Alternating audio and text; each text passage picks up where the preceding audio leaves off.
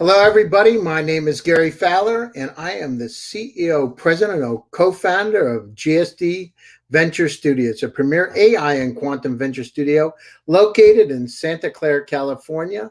I've been in technology for many, many years, over 30 years, 17 startups, and I've been involved in 2 unicorns. I was on the original management team at Click Software, and also which was sold to Salesforce, and also Eva.ai, a company I founded a little over 5 years ago with Dr. David Yang. Love artificial intelligence and quantum computing, and it's with great ado that I have my friend Don Pearce here with me today.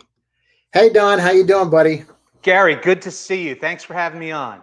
Hey, so how long have we known each other? Oh, let's see. I would probably go back. I went into Moscow in the summer of 2004. So somewhere around that time, I think we met in the fall of 2004. That's amazing. Can you believe it feels like yesterday? Huh? I remember we went to Molly Gwynn's and had a beer. Yes. We're talking and had some fun. So Don and I met. I was over in Russia. I'm the co-chair of the American Chamber of Commerce Technology Committee even today. And we had met at the embassy. Don is just an invaluable resource working for the Commerce Department and the law official with the Commerce Department, and gave great advice and great direction. So I really appreciate it. And it's with that we've been, and what did you do? So Don, so you came to Moscow. Where did you go after Moscow? So I had come to Moscow as the export control attaché, which is I was the cop amongst the salespeople at the commercial section. It's part of the commercial services responsibilities to make sure that U.S. exporters are staying on the right side of the law as well as getting into these new markets. So I found that my role was almost as much as a protector, ensuring that people were getting involved in deals that weren't going to go sideways thanks to regulatory issues. But I had started my career as a criminal investigator in the New York field office of the Office of Export Enforcement. And actually, after Moscow, went back to New York, did a couple more cases, and then spent 5 years in Singapore as the regional export control officer, covering a good chunk of Southeast Asia, which was, was just a fantastic assignment. How was it? So I know Moscow. Moscow, Russia's a little bit different, and we got a lot of friends and et cetera. But how was it going from Moscow to Singapore? Was there a vast cultural difference? When you moved over there? So the joke was that I suffered through 3 Russian winters to earn 5 years of endless summer. To be honest, the differences were night and day in many ways with regards to obviously the climate. The types of industry and the types of organizations that were coming into the commercial section. My primary role in both places was to do pre-license checks and post-shipment verifications. So basically making sure that the items went to where they were supposed to be going and were doing what they were supposed to be doing and hadn't been diverted to a weapons of mass destruction or missile technology end use, or siphoned off to terrorists, or in some other way involved in something that was against the national security or foreign policy interests of the United States. Oh my gosh, that sounds like Jason Bourne-ish there. With not nearly as many explosions, let me tell you. Wow, that's amazing. Yeah, I know. It's and it was kind of nice. It was really nice actually to have somebody like yourself at the embassy that was so helpful and really guided the companies that I was working with. And, to do the right thing and move in the right direction. Yeah, it's incredible. So, okay, so you go to Singapore. What happens next?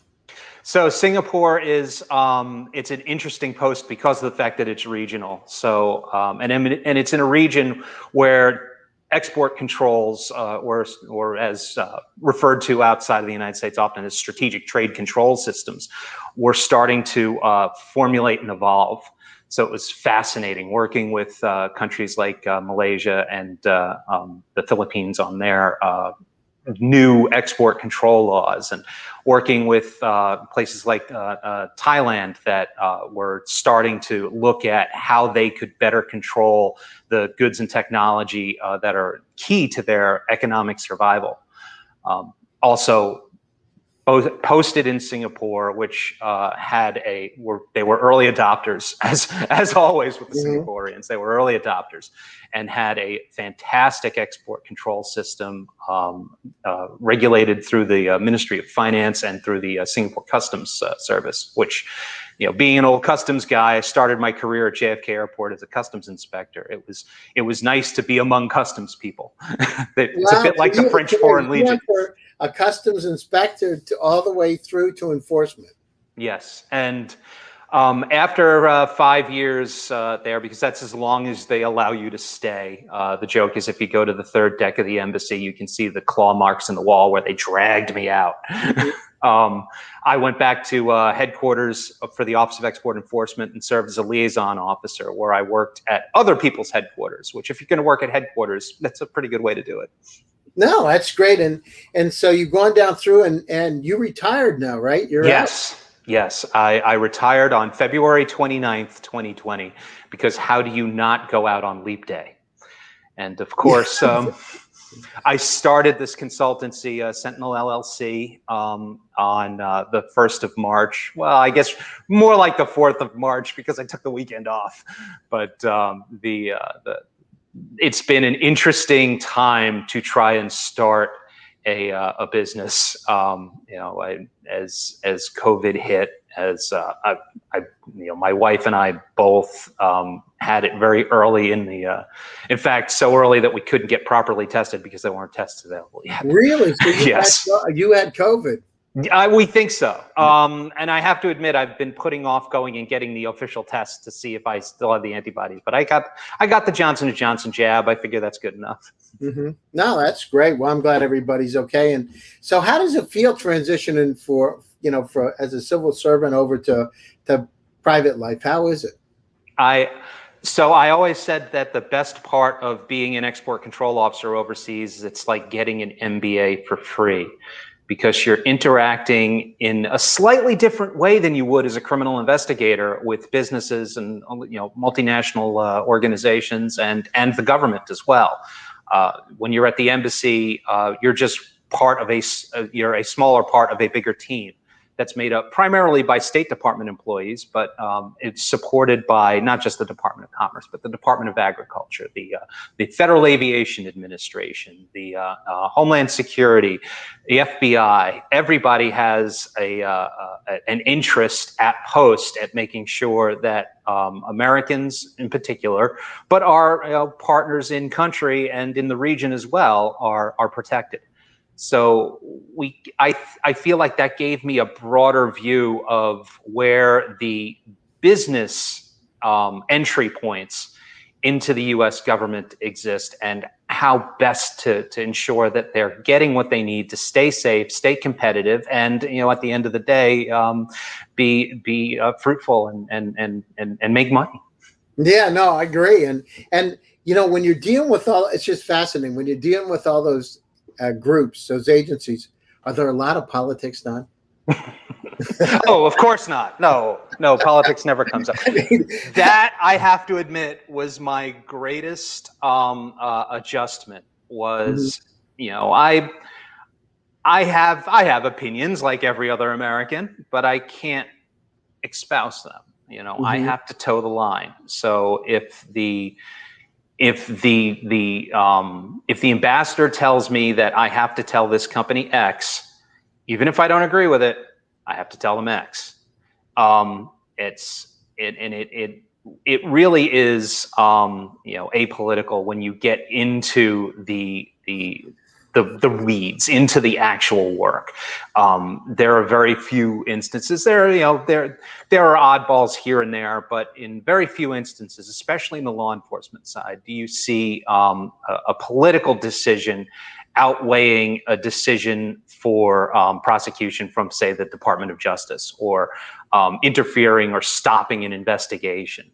And overseas, it's mostly trying to make sure that you're putting the positive face of America out there as much as possible. But that can be difficult when you're telling a company that they can't have something because there's a risk of diversion, or a risk that the item would be used in a way that the United States wouldn't agree with.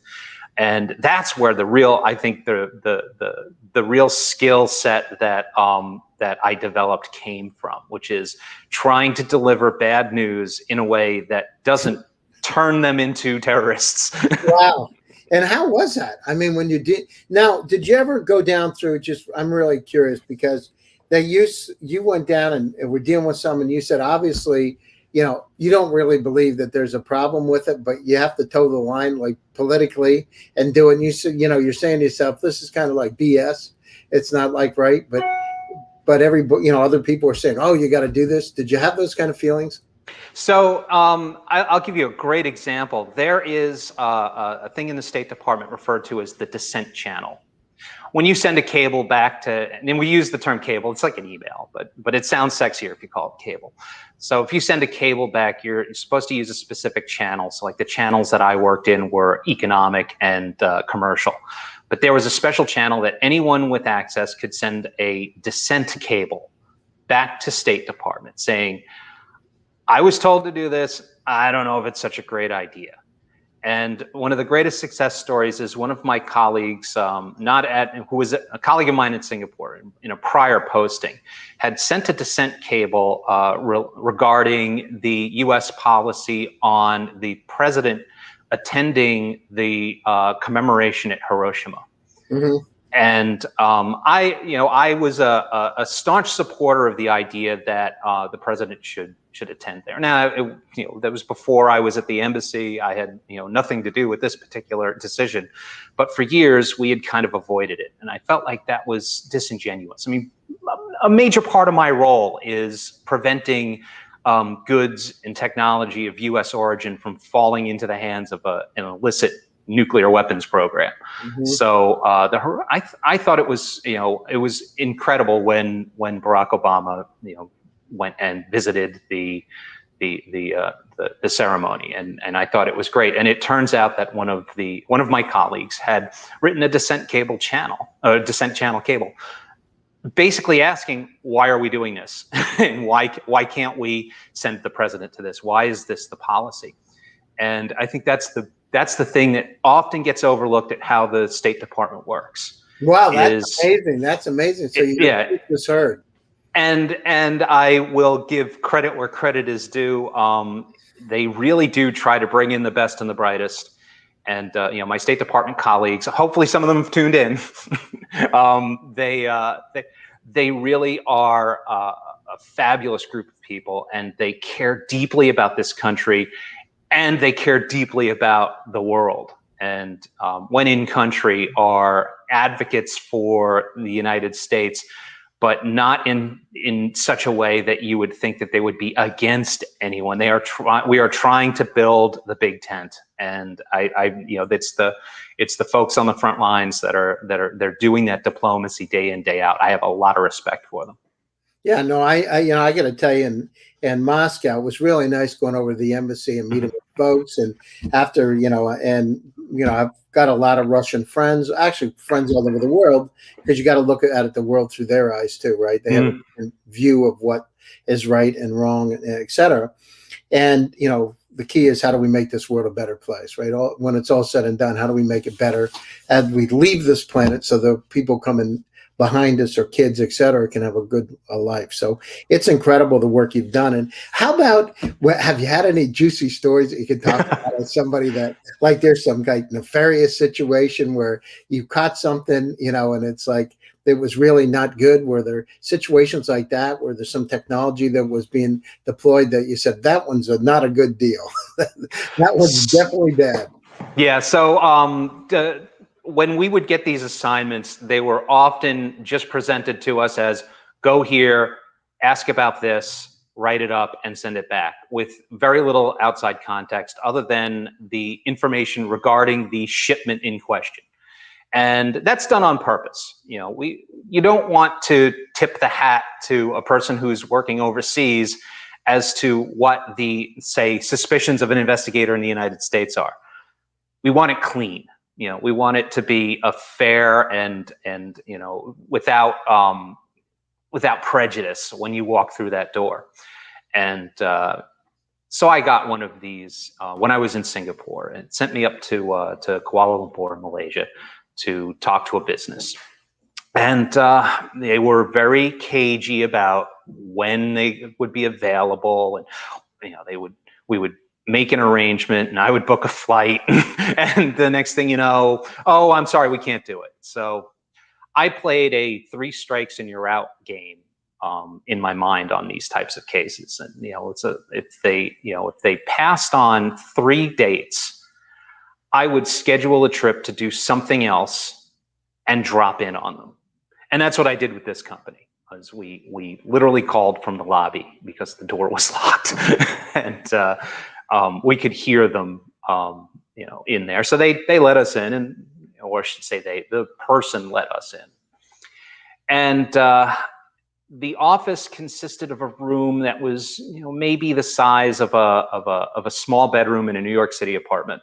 Wow. With boxes packed, and the desks looked immaculately clean. So my first question was, are you moving in or are you moving out? Mm-hmm. And they said they were moving in, but it didn't appear that anything was being unpacked. But yeah, all right, file it away, write it down on your notepad. And we had a discussion about the commodities that they had ordered, and I'd asked them if they had received them, and they said yes, we did. And I said, well, can you show them to me? I said, well, no, because they're on the production line. Oh, well. Is the production line in that closet over there? I don't see a production line. Oh, well, we use a facility across town. Okay, no problem. Can I go see it? Can we just jump in the car? It's like, I got a car waiting for us outside. So, no, I can't. I'm too busy today.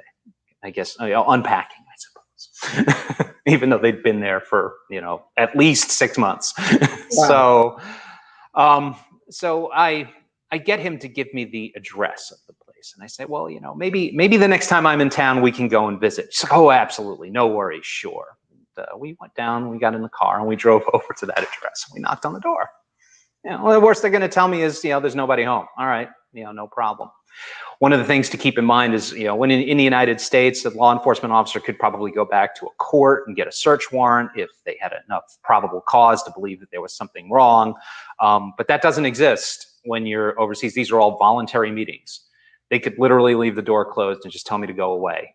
And, I feel like my ability to tell people to go to hell in such a way that they look forward to the trip is an asset in this job. I can talk my way in, and so in this case, I talked my way into this other facility, and the person hands me the business card, and the business card has a Tehran, Iran address and an Iranian phone number. And I ask him, what do you do here? It's, oh, well, we make medical devices. Okay. Where do you send them? Oh, they all go back to Iran. So first of all, the commodities that this guy was ordering have nothing to do with medical devices. But they do have uses in missile technology and guidance systems. That's amazing. So we were able to, unfortunately, this is slamming the barn door shut case. We were able to stop them at that point, and we did eventually criminally prosecute members of that organization, as well as some of their supporting characters. But the interesting, I think the most interesting part of that story is if we hadn't gone there and knocked on the door, how many more shipments would they have gotten? How much more, how many more goods in this case would have, transited through Malaysia, and might I add, as a violation of Malaysian law as well? Because one of the things about export controls is other countries have their own export controls, and in many cases, like in Malaysia, the export control commodities list that they have is based on the European Union's list. So whenever the European Union updates their list, the Malaysians can update theirs. And many of these controls, especially the missile technology related controls, come from what we refer to as the multilateral organizations. In the case of missile technology, it's the Missile Technology Control Regime, which is several countries or many countries that sign on to this agreement and say, all right, we're not going to trade these commodities without knowing who we're doing business with. A license will be required, or there'll be some sort of a way to have to notify the government before you commit to a transaction in these types of technologies. And in the Malaysian case, this is interesting. The way the Malaysian law reads is that if you export an item that required a license without getting it, and that item ends up killing someone overseas, you can get the death penalty, because it is the same thing as you building a weapon in Malaysia and killing someone there. Will that ever be charged? I doubt it. That's a very high evidentiary bar to clear. But that's how seriously Malaysia takes this. Now, in the United States, you can relax. There's no death penalty. But I think the reputational risk is the corporate equivalent of a death penalty is finding out that your technology was being used to kill people overseas.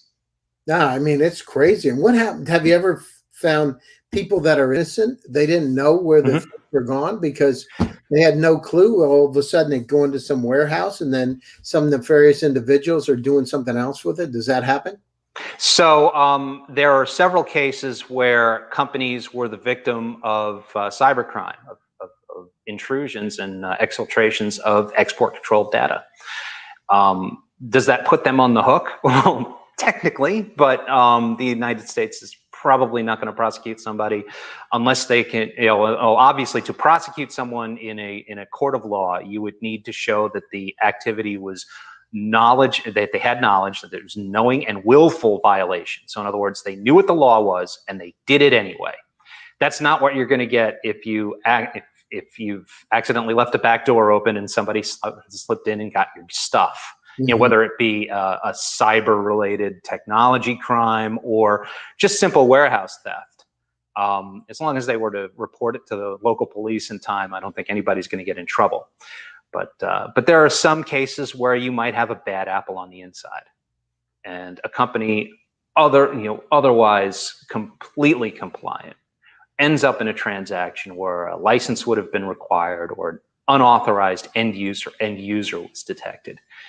And frankly, the Commerce Department and the State Department for munitions items, the things that actually go boom. I dealt mostly in what they call dual-use commodities, like the old 3M commercial. It isn't the missile, but it's what makes the missile better. So, but in both of these cases, the government encourages companies that discover problems to come in and file what's called a voluntary self-disclosure. And in the commerce system, there is great weight mitigation to filing that voluntary self-disclosure. In other words, if you come in and you let us know that something went horribly wrong, we're not going to fine you, unless there's some type of activity or some evidence of a grievous harm. In most cases, a voluntary self-disclosure is settled with a warning letter. Don't go forth and sin no more. And the system, I think, works because it depends on the discovery at that core level of a company, And we tell companies that what they should have is a top-down commitment to compliance, because the CEO is probably not going to see the activity, and even if they do, they may not make the connection. But the person on the front lines, whether it be a compliance officer, a trained compliance officer, or someone who's just involved in the transactions, but is familiar with export controls, might be able to stop something before it becomes a problem. Yeah, wow. And what about software? I mean, you can get, it's not like you have to send something over. You can just set up on a server. What happens? How do people know? I mean, because some of the startups have no idea that their technology is dual use, right? They develop something that, they're not sure, and they're selling it all over the world, or maybe it's cloud computing and people have access by just getting a subscription.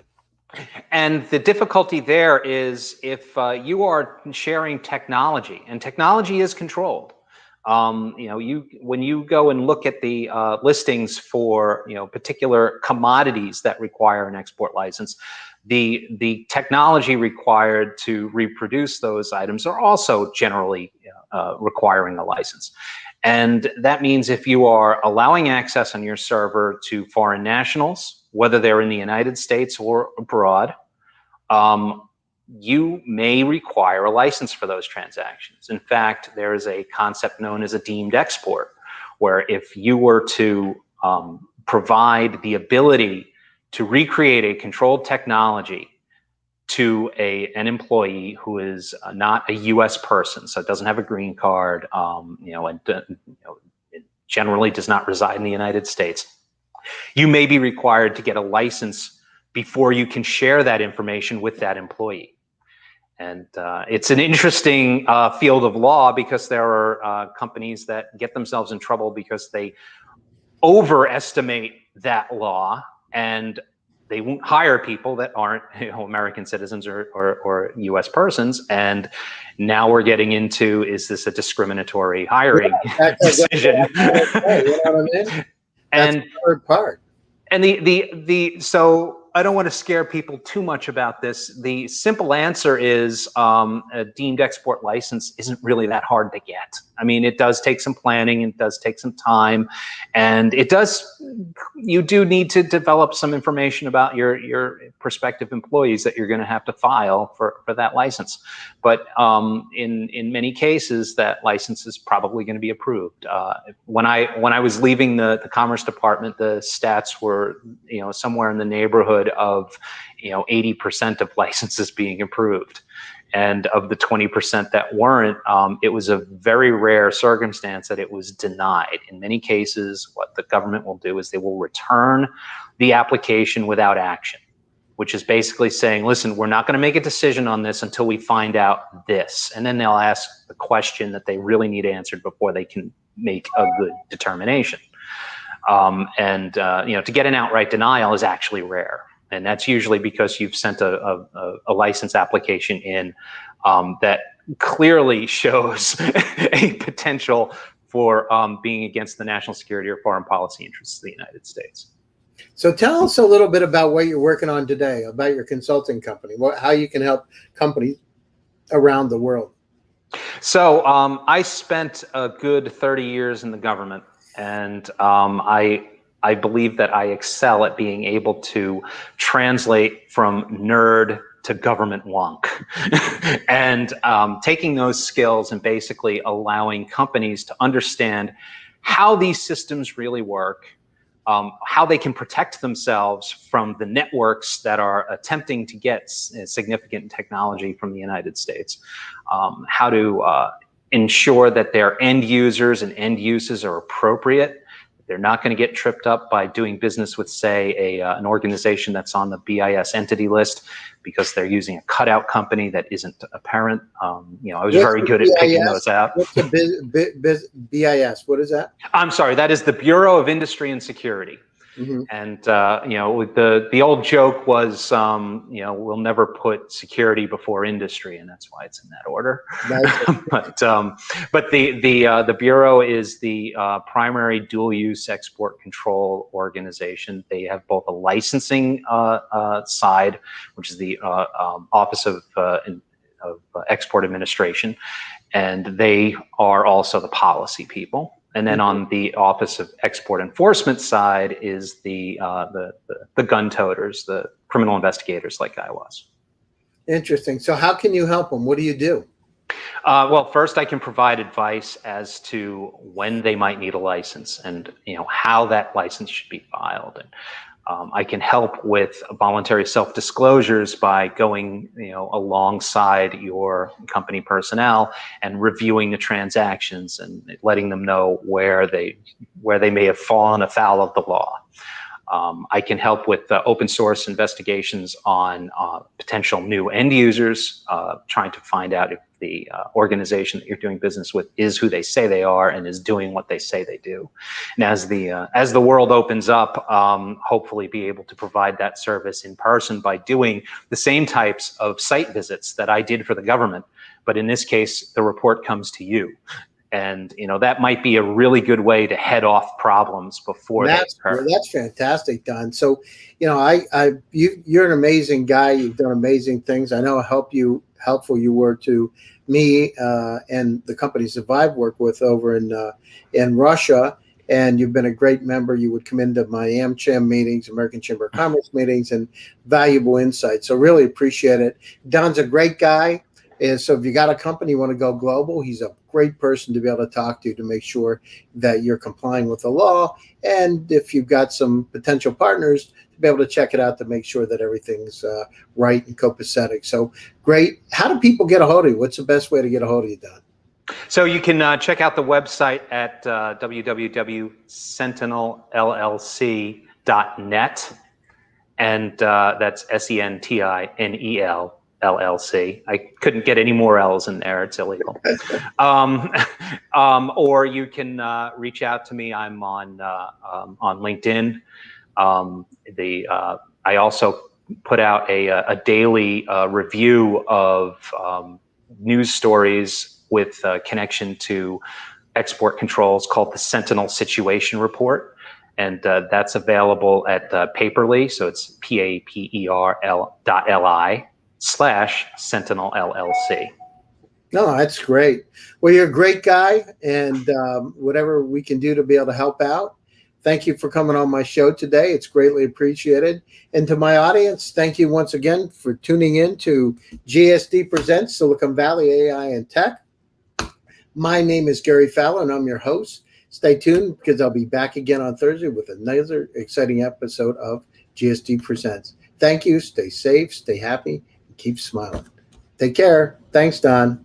Thank you.